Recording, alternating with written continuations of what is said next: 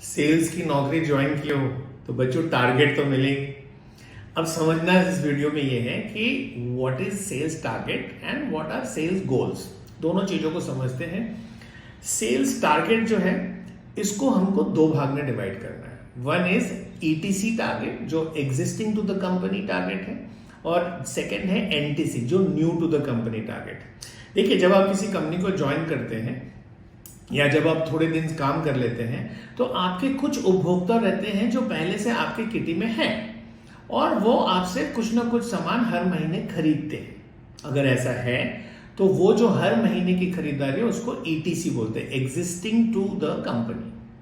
तो अब मान लीजिए आपको 100 की टारगेट मिली है तो 100 में शायद 30-40 ईटीसी से आएगा और शायद 60-70 एनटीसी से आएगा।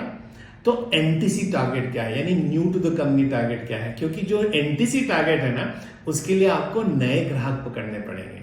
तो नए ग्राहक पकड़ने के लिए आउटरीच करना पड़ेगा, मार्केट में जाना पड़ेगा और वो स्पैन को साइकिल करना पड़ेगा, suspecting, prospecting, approach, negotiation, closing, order. समझ गए? तो ये हो गया टारगेट का फ्रेमवर्क, ईटीसी प्लस एनटीसी। अब गोल समझ लेते हैं कि गोल्स क्या है। तो सेल्स के लाइन में होना तो 2-3 गोल को समझ लो। पहला गोल, आपके ग्राहकों की लॉयल्टी फैक्टर कितनी है, क्योंकि अगर आपके ग्राहकों का कस्टमर सेटिस्फैक्शन इंडेक्स पुअर होगा, लॉयल नहीं होंगे तो वर्ड ऑफ माउथ अच्छी नहीं होगी, आपको रेफरल सेल नहीं मिलेगा।